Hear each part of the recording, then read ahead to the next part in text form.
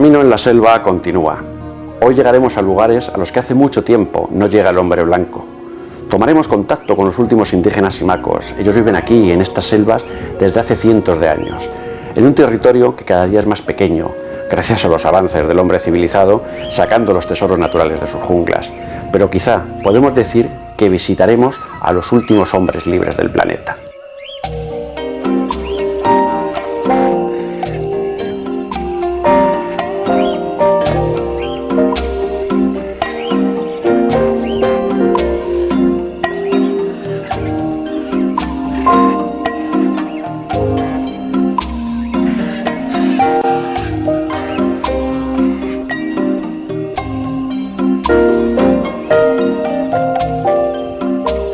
Continuamos nuestro viaje por los rincones más profundos de la Amazonia en busca de nuestro particular mundo perdido.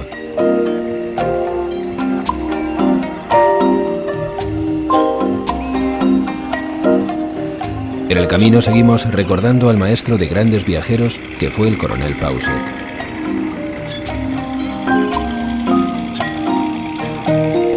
Buscador de ciudades perdidas, y que desapareció en unos parajes parecidos a estos, en mitad de la jungla, persiguiendo una ilusión, las míticas ciudades ocultas por las frondosas junglas amazónicas.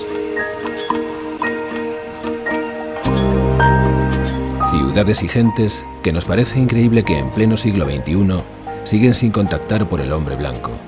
Muchos territorios, como en el que nos encontramos, jamás han sido explorados por el hombre civilizado.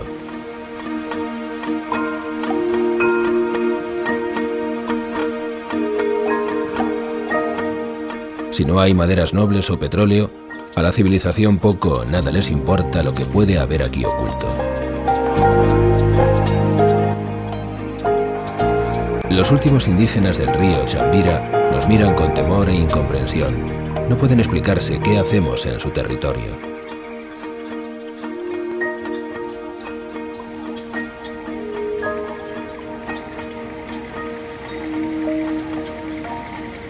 De repente, un tremendo golpe con un tronco está a punto de hacernos zozobrar. El humo sale del motor y tememos lo peor.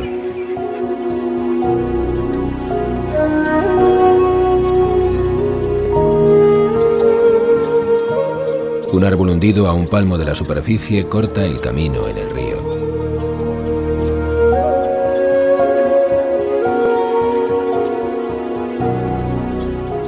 Intentamos cortarlo con un hacha para poder continuar. Si intentamos pasar el bote por encima, al ser de aluminio se doblará y puede partirse. Sería el final de la expedición y de nosotros en el centro de la jungla.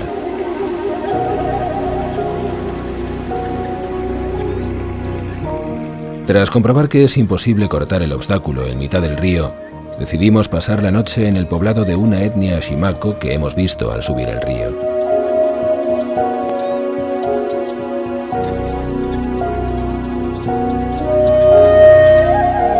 Los días que pasamos en este lugar son indescriptibles.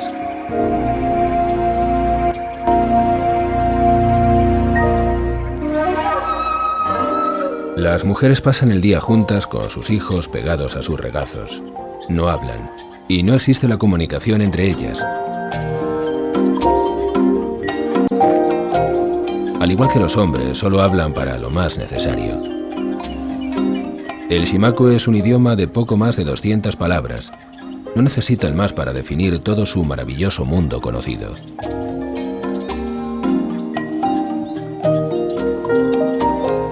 Las provisiones se van terminando y tenemos que echar mano del gallinazo que cazamos hace un par de días, que tras cocerlo en agua de río y pelarlo es un manjar en estas latitudes. Esta gente nos demuestra lo fácil que es vivir y cubrir las necesidades básicas. Si no conocemos las cosas como estas humildes gentes, no necesitaremos más. Esto nos hace recordar la vieja frase de que no es más rico quien más tiene, sino quien menos necesita.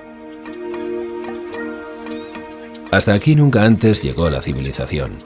Alguna vez los buhoneros que encontramos en el camino subieron a negociar con estos indígenas.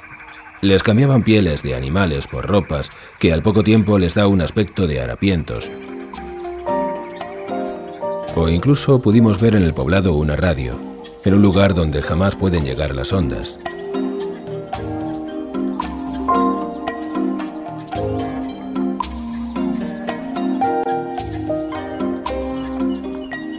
O una linterna que al acabarse las baterías la convierten en un artículo inservible.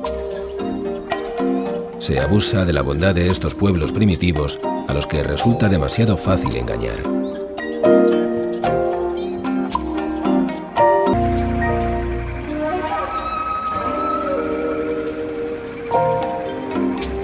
La gasolina comienza a escasear y tras semanas de subida por el río Chambira debemos iniciar el descenso.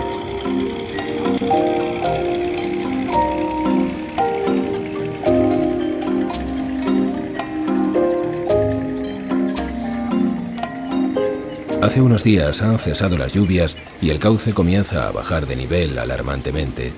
Así que sin otra salida, iniciamos el viaje de vuelta, que aún nos depararán muchas sorpresas.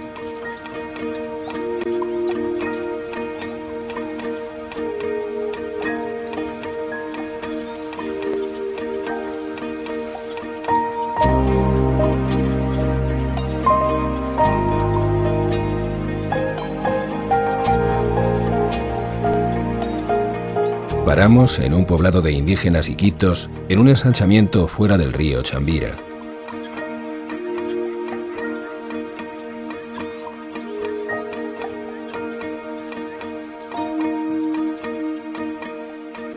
Debemos desviarnos hasta ese lugar si queremos aprovisionarnos para llegar a nuestro destino.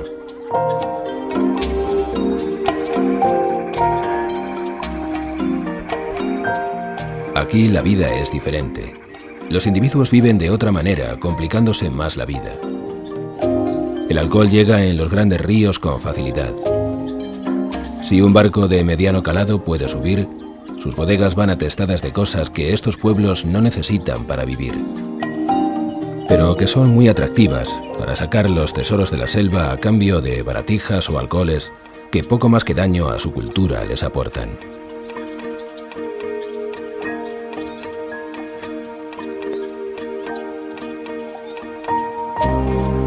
Unas pocas reparaciones necesarias y con las viandas recompuestas, volvemos al río Chambira.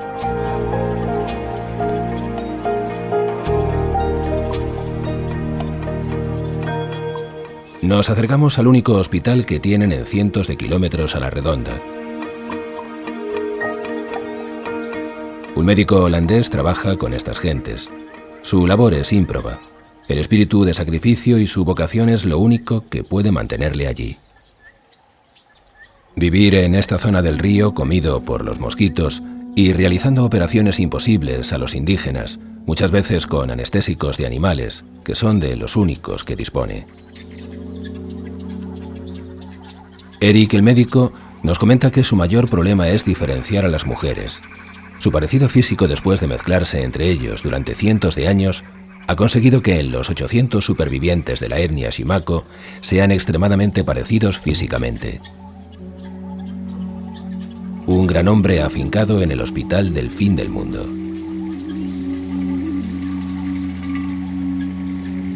Seguimos nuestro duro descenso. Las trampas nos esperan a cada curva del río con la punta de los troncos asomando a ras de agua, esperando para clavarse en nuestro frágil bote. El motorista va con 1000 ojos. Un simple golpe de la cola del motor nos dejaría allí, en los confines del mundo perdido. Finalmente llegamos a la desembocadura del río Marañón, en su confluencia con el Ucayali. A partir de aquí, comienza el Amazonas con su majestuosidad. Por mucho que hayas visto este río, cada vez que lo tienes frente a ti vuelve a impresionarte. El atardecer mezcla un conjunto de colores que no veremos en ninguna otra parte del mundo.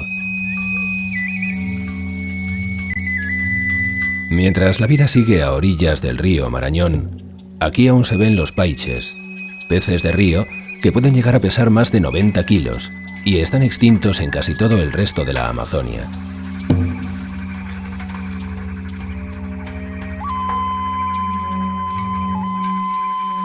El cielo rojo se une a las aguas en un crisol de colorido y luz que nos deja atónitos. paraíso terrenal existió alguna vez, no dudamos que los atardeceres serían como estos.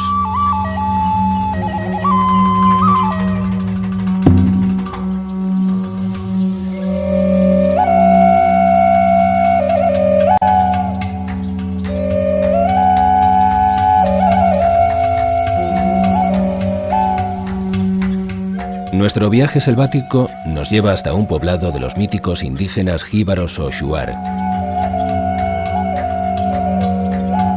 Como es su auténtico nombre de etnia, el nombre de jíbaro fue un despectivo que les aplicaban los conquistadores.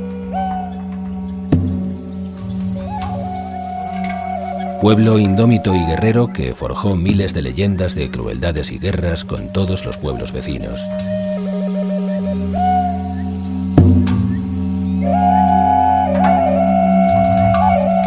Para los jíbaros, lo más importante de su cultura es la interpretación de los sueños y el contacto con el más allá a través de los alucinógenos naturales.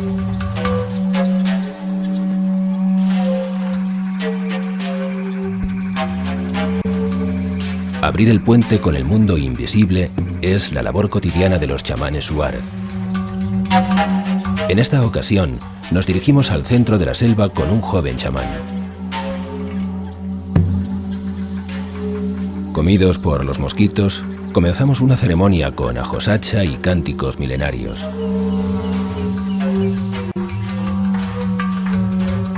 El ajosacha ayudará al chamán a ver el otro lado del mundo invisible.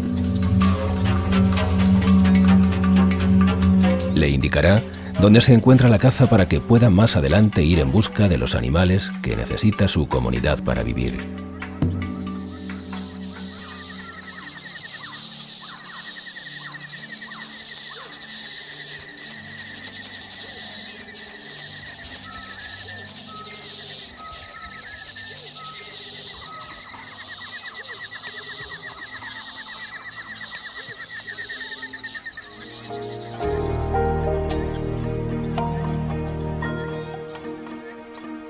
Irán en busca de animales como han hecho desde hace miles de años, con la cerbatana jíbara que manejan con maestría y dardos untados de curare, uno de los venenos más potentes del mundo que paraliza las vías respiratorias instantáneamente.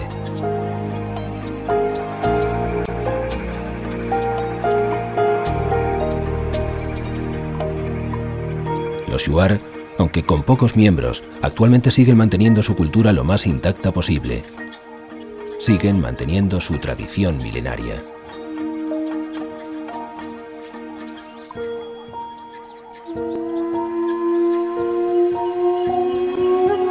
El descenso continúa por una de las selvas más inhóspitas del planeta.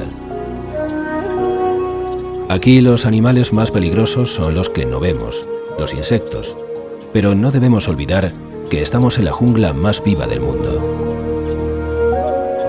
Aquí los jaguares, boas o anacondas campan a sus anchas. Es su último refugio.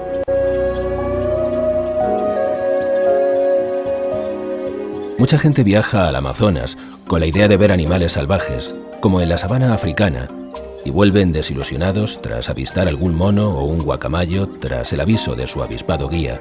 Si no, no verían nada en todo el viaje.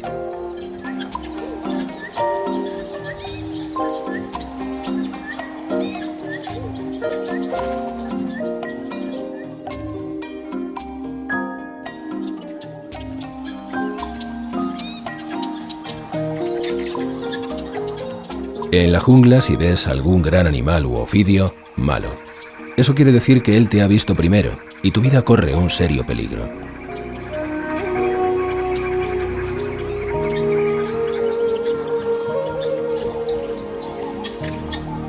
En los renales de los ríos, las curvas donde se depositan los troncos que va dejando la corriente, es el lugar preferido de las anacondas.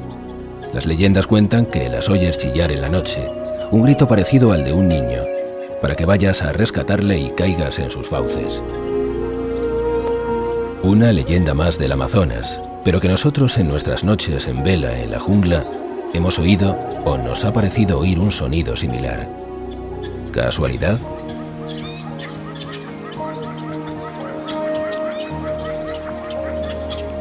A estas alturas de la vida y después de recorrer este planeta mágico que nos rodea, no podemos dar ninguna opinión sobre este ni muchos otros temas que entran dentro de la leyenda o cultura popular milenaria.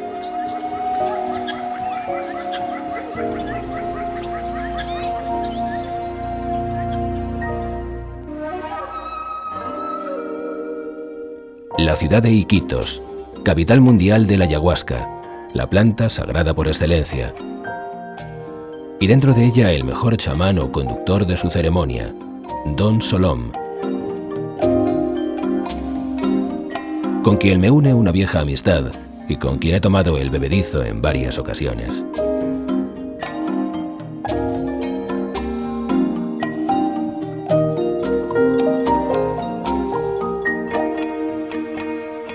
El ayahuasca se usa desde hace miles de años para ver el futuro, el pasado o los medios de curar. Puedes viajar a otros lugares con el efecto de la planta, salir de tu cuerpo y entrar en otro campo de física cuántica, si queremos darle una explicación razonable. Pero eso sí, debemos de tener bien claro que la toma de la ayahuasca puede ser la mejor, la peor o quizás la última experiencia de tu vida.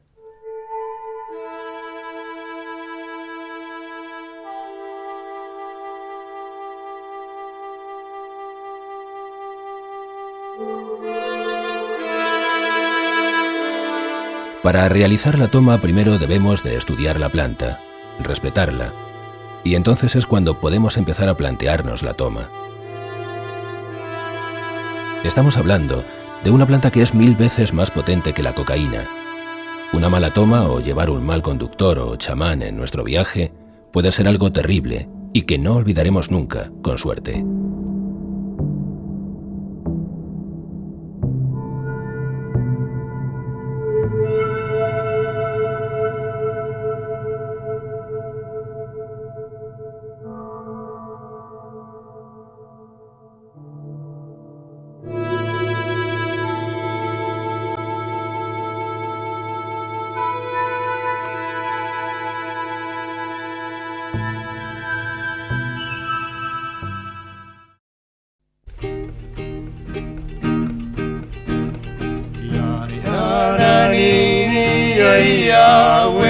Iquitos, la capital del caucho y una de las puertas de la jungla amazónica. Todo el que quiere ingresar en ella debe pasar por aquí para aprovisionarse.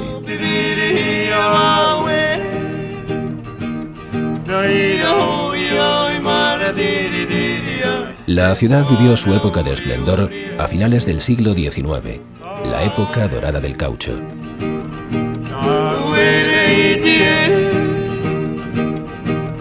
Hasta que un comisionado del gobierno inglés, Mr. Wickham, consiguió sacar las semillas del árbol de caucho, saltándose todas las aduanas que lo prohibían, y crearon las plantaciones de caucho en Asia, lo que significó el declive de la cuenca amazónica. La bonanza terminó y pasó de las grandes compañías de ópera que actuaban en Iquitos o Manaos a la más grande de las miserias.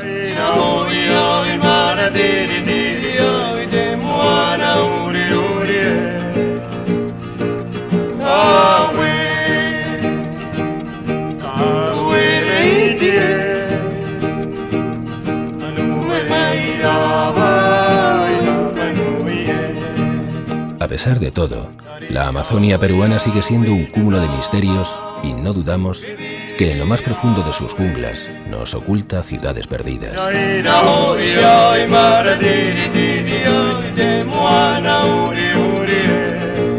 Etnias sin contactar y mundos por descubrir en pleno siglo XXI.